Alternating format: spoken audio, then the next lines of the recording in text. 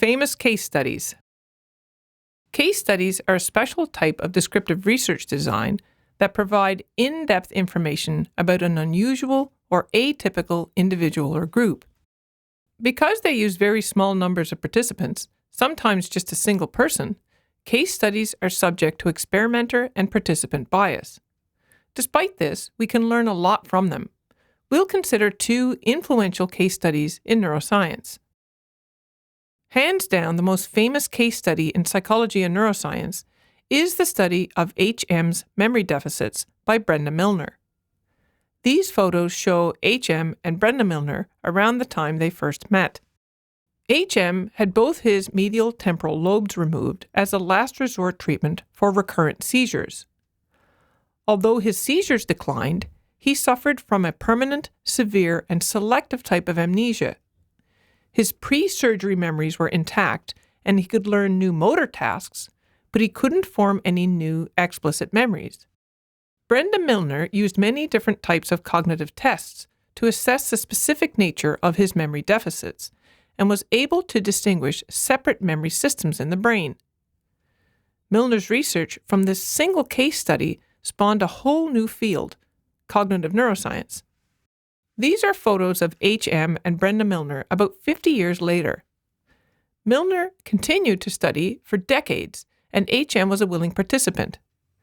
Despite their long-term collaboration, H.M. could never remember meeting Dr. Milner, showing the profound nature of his amnesia. Obviously, H.M. is an unusual case, but the first paper on this phenomenon also featured several other individuals. H.M.'s memory deficits first make an appearance in the scientific literature in this publication.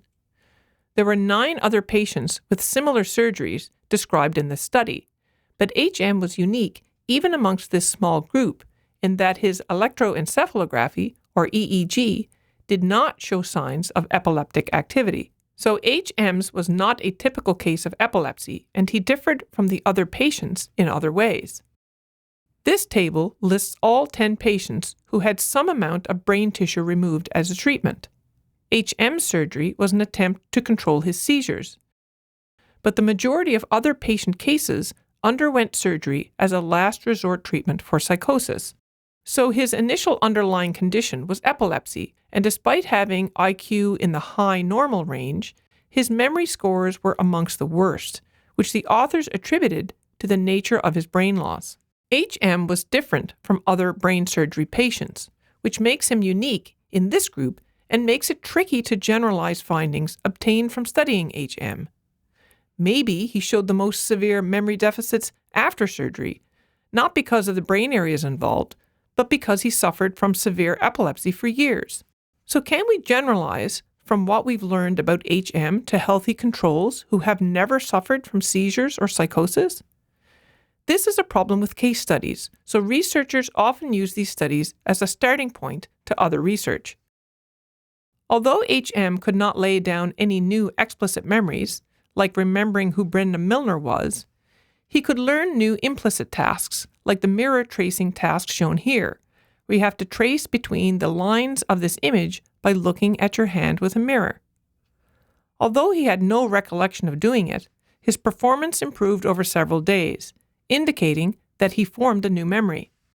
From her study of H.M., Brenda Milner was able to clearly demonstrate multiple memory systems dependent upon specific brain areas. H.M. died in 2008 at the age of 82, and his name was finally revealed, Henry Molaison.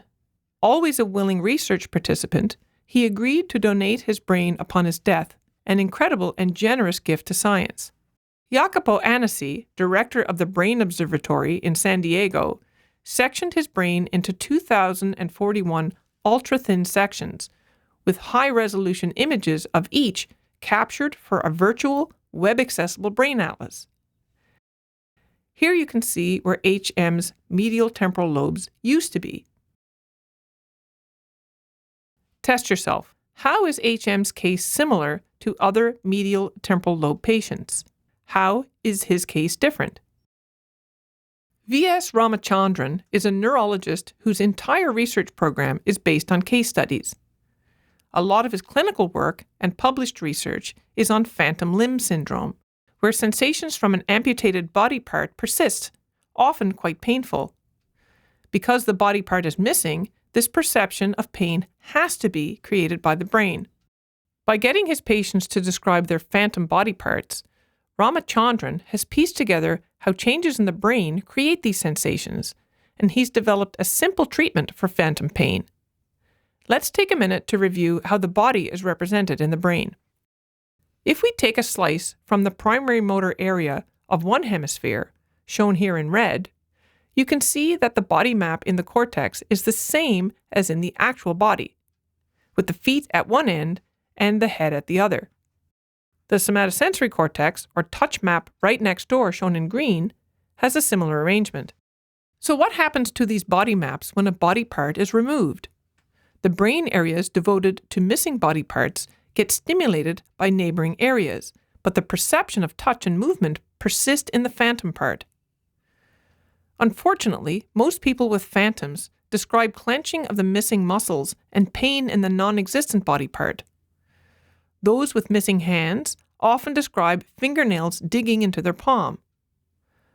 Ramachandran reasoned that there are commands coming from the motor cortex, but no visual or tactile feedback from the limb. Without this important feedback to stop movement, the motor cortex keeps sending commands, and the somatosensory touch map for the missing hand perceives this as a specific type of pain. Ramachandran could not replace the tactile feedback from the missing limb, but he came up with a clever way to provide false but compelling visual feedback. This mirror box is the basis of mirror visual feedback, where the patient uses a reflection of the remaining hand to practice moving the missing limb, but with visual feedback to put brakes on the motor cortex. This cheap, portable, and effective treatment has brought relief to many patients with phantom pain. In one case study, Ramachandran's patient was born with a phocoemulus of her hand. Only her pinky was of normal size. The other digits were shortened or missing. After an accident, the patient had her arm and hand amputated, and she developed a phantom that was very similar to her phocoemulus. For decades, this phantom hand caused her pain, but after 2 weeks of daily training with mirror visual feedback and her intact hand, she was able to move her phantom and the pain decreased. Not only that, her phantom changed to resemble an undamaged hand with all digits of normal length. Test yourself. What are some advantages to using case studies? What are some disadvantages? Case studies are rare but can reveal unusual phenomena that teach us about ourselves.